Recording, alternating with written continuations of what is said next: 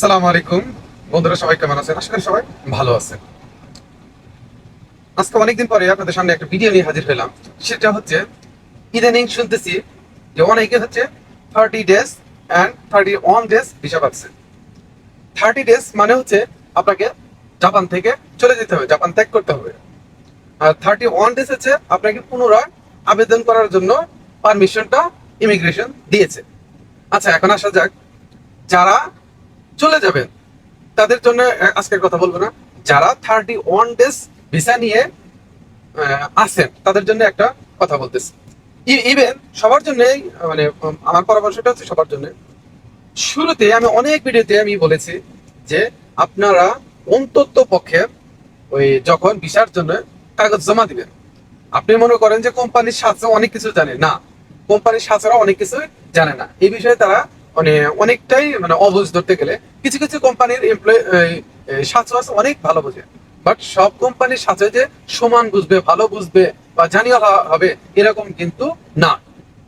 অতএব সাতশো লিখে দিছে, সাতশো লিখে দিছে বিদায় যে আপনি পারফেক্ট, মানে আপনার জব ডেসক্রিপশনটা পারফেক্ট তা কিন্তু নয়।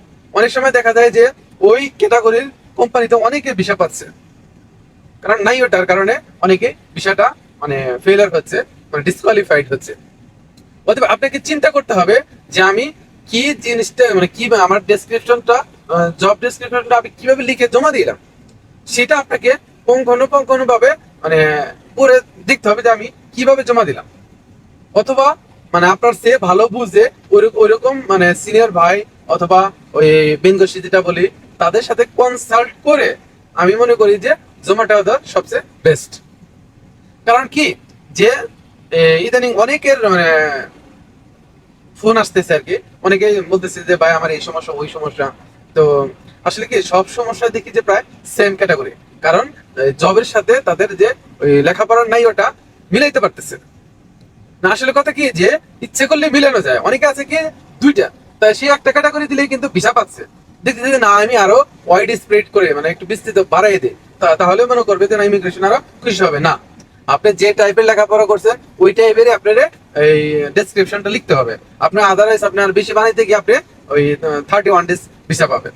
অতএব আপনাদেরকে আমি কোনো ধরনের রিকোয়েস্ট করবো যে আপনারা ওই সাজো হোক আর যাই হোক বেঙ্গসি বাদে, অথবা ওই আপনার এই সম্বন্ধে মানে ভালো আইডিয়া আছে তারা বাদে, আপনি যখন ভিসার জন্য জমা দিবেন তখন একটু ভালো করে খেয়াল করে দিবেন যে অতিরিক্ত কিছু লেখার দরকার নেই। আপনি যে কাজটা করবেন বা আপনার যে যা নিয়ে পড়াশোনা করছেন ওই কোম্পানিতে ওইটুক কাজ থাকলেই হবে, বিস্তারিত লেখার কোনো প্রয়োজন নাই। তাহলে কিন্তু আপনি ইজিলি ভিসা পেয়ে যাবেন। আশা করি সবাই বুঝতে পারছেন, মানে এই বিষয়টা খুবই গুরুত্ব সহকারে দেখবেন। আর যদি আমার ভিডিওটা ভালো লাগে তাহলে সবাইকে মানে দেখার সুযোগ করে দিবেন, অনেকে আশা করি যে উপকৃত হবে। তো সবাই ভালো থাকবেন। আসসালামু আলাইকুম।